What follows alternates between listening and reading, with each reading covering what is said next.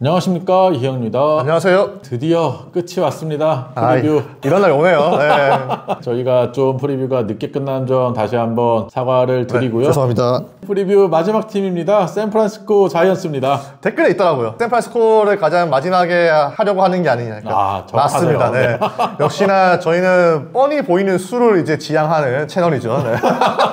샌프란시스코 자이언츠의 2023 시즌 참담했죠. 내셔널리그 서부지구 4위를 기록을 했고요. 2021년 107승 샌프란시스코 팀 역대 최다승 거둔 이후에 점점 성적이 떨어졌어요. 네, 그러다 보니까는 팬들의 인내심의 한계가 드러났었던 그런 시즌이었죠. 특히나 후반기에 성적이 떨어지는 것을 막지 못한 책임을 지고 게이브 케플러 감독이 경질이 되고 말았고요. 네, 그러면서 많은 격변이 있었던 겨울이었습니다. 반 멜빈 감독이 새롭게 부임했죠. 샌디에이고 감독이었었고요. 그리고 이제 이정원 선수를 데리고 오는 최고의 선택을 했습니다.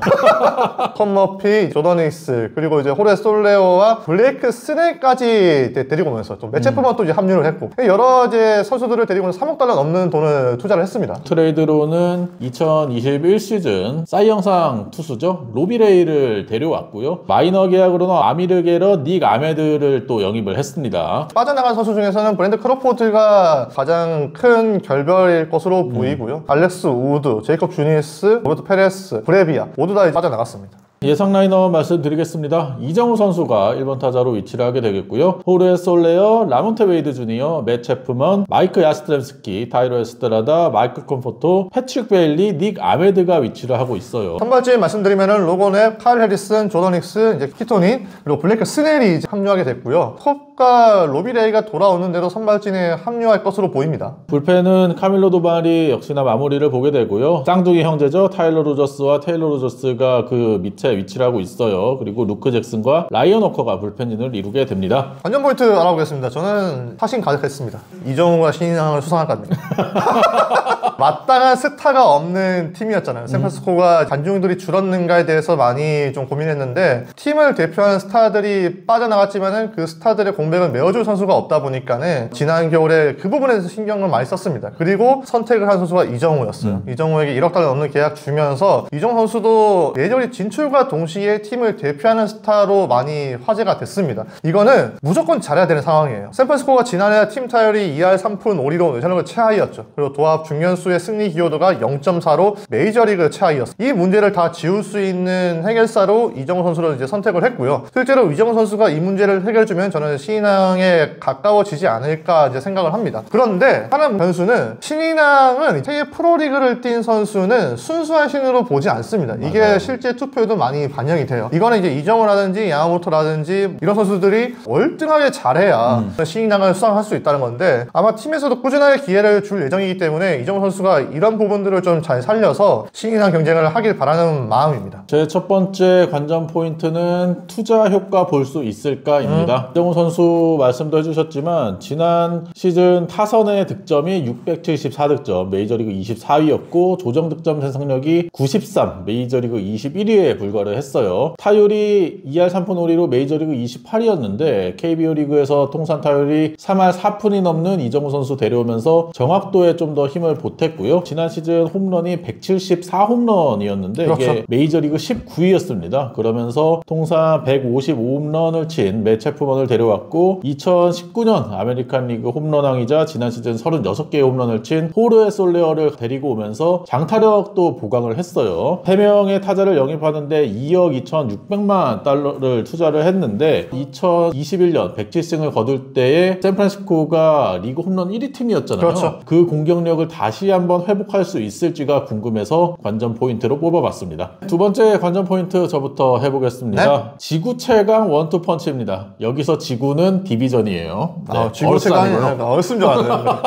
블레이크 스넬을 데려오면서 내셔널리그 사이영상 지난 시즌 1위인 블레이크 스넬과 2위인 로건 웹이 원투펀치를 이루게 됩니다. 9위가 뛰어난 스넬과 이닝 히터이자 제구가 좋은 로건 웹이 원투펀치를 이루게 되는데 두 선수가 좌투수 우투수 유형이자 유형도 상당히 다른 맞아요. 유형이기 때문에 네. 시너지 효과를 기대를 하겠고요. 이 두 선수 뒤에 위치한 선수들이 뭐 카일 해리슨, 조던 힉스, 그리고 키튼 윈, 그리고 뭐 부상자 명단에 빠져있는 트리스탄 백, 이런 선수들이 있는데, 이 선수들이 전부 다 메이저리그 선발 경력이 그렇게 많지 않은 선수들이잖아요. 뭐 조던 힉스도 시범 경기에서 좋은 모습을 보였다라고는 하지만은 선발 풀타임 도전이 거의 처음인 그렇죠. 선수다 네. 보니까 이 원투펀치의 역할이 상당히 중요할 것이다라고 생각이 되고요. 이 원투펀치가 지난 시즌의 활약을 그대로 이어간다면 지구 내에서도 범접할 수 없는 선발 원투펀치를 가질 수 있는 팀이라고 생각을 해서 관전 포인트로 뽑아봤습니다. 스넬이 어떻게 될지 모르겠지만은 일단 스넬을 데려온 거는 굉장히 컸습니다. 네. 그래서 저는 두 번째 관전 포인트가 조던 힉스 선발 전환입니다.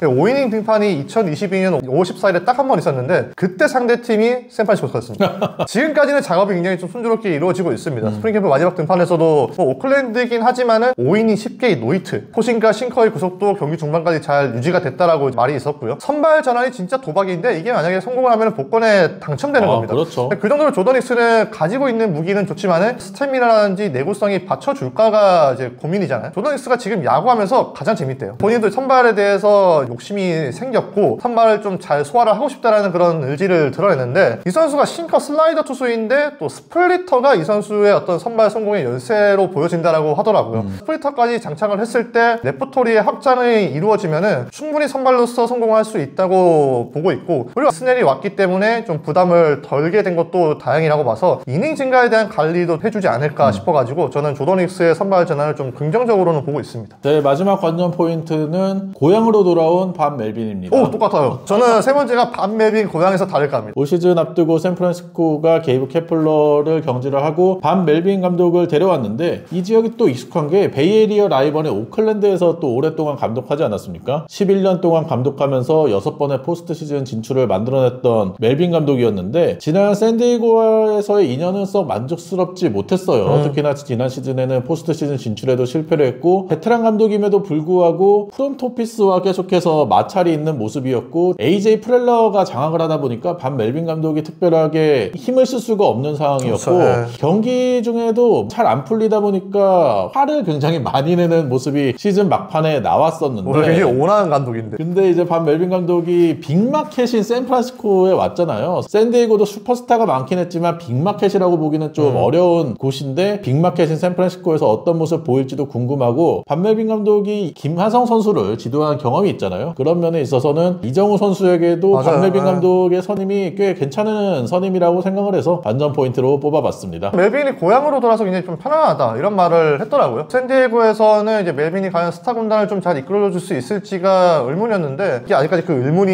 해소되지 않았습니다. 또 재밌는 거는 샌프란시스코도 이제 스타 군단이에요. 중소기업이 아니고 코스피 상장을 앞두고 있는 이제 대형 구단인데 심지어 멜빈이 매체 프먼과 블레이크 스넬을 또 구단이 지원을 해줬어요. 전폭적인 지지를 해줬지만은 멜빈 감독이 샌프란시스코에서는 샌디에고와 다른 모습을 보여줄 수 있을지도 궁금하고요. 한 시즌만으로는 감독상 3일 수상자를 평가절하할 수는 없습니다. 그렇지만은 만약 올해까지 멜빈이 지난해 어떤 연장선이 되면은 멜빈은 조금 이제 감독으로서의 평가가 떨어질 수가 있기 때문에 올해는 좀 감독으로서의 역량을 보여줘야 되는 시기라고 생각을 해서 저는 한번 써봤습니다.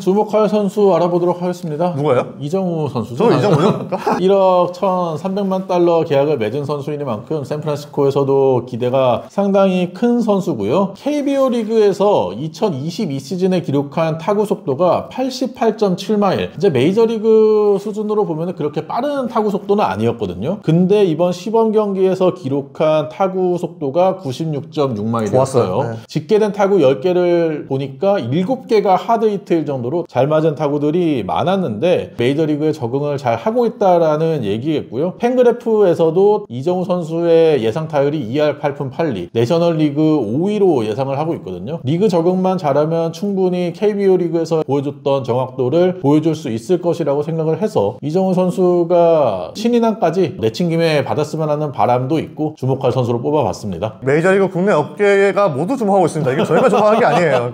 지금 메이저리그의 어떤 다시 부흥기 위기가 올지 안 올지는 이정우 선수에게 달려있는 문제고요. 네. 샌프란시스코의 약점을 보완을 해줄 수 있는 적임자라고 제가 앞서 이제 관전 포인트에서 말씀을 드렸었고, 또 이정우 선수의 큰 강점이라고 하면 삼진을 잘 당하지 않는 거죠. 근데 샌프란시스코는 워낙에 또 헛스윙이 많았고 삼진이 많았던 팀이었는데 이런 부분들도 해결해 줄 수 있는 선수고요. 그리고 무엇보다도 시범 때 저는 놀랐던 게 여유가 있어요. 사실 1억 달러 계약을 받고 오면은 메이저리그 처음 진출하는 선수는 부담감에 짓눌릴 수도 있는데 1억 달러 선수답게 행동을 하더라고요.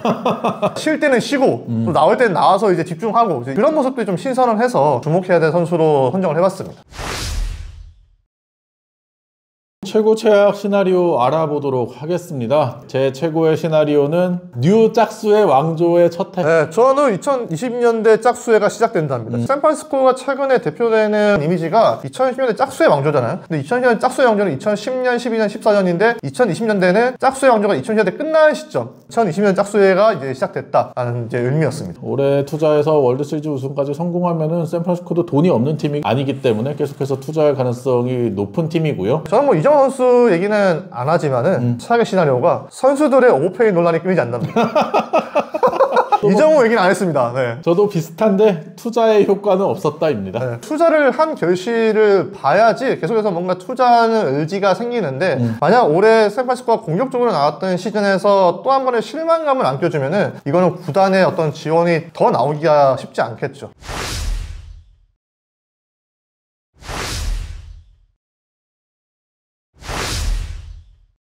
프리뷰 드디어 끝났습니다. 좀 늦긴 했지만 계속해서 시청해주신 구독자분들께 감사하다는 말씀 드리겠고요. 무리해서 30개 팀을 고집했는데 조금이나마 이제 다양한 팬분들께서 즐길 수 있는 거리가 됐다라면 저희도 보람 찰 것 같습니다. 시즌 중에도 좋은 컨텐츠 많이 생각해서 찾아뵙도록 할 테니까요. 앞으로도 잘 부탁드리도록 하겠습니다. 저희 내년에 오는 건 아닙니다. 네. 저희는 이제 시즌 중에도 이제 라이브를 할 거고 네. 더 다양한 컨텐츠를 준비할 테니까는 많이 기대해 주세요. 구독과 좋아요 부탁드리고요. 다음에 찾아뵙도록 하겠습니다. 네, 감사합니다.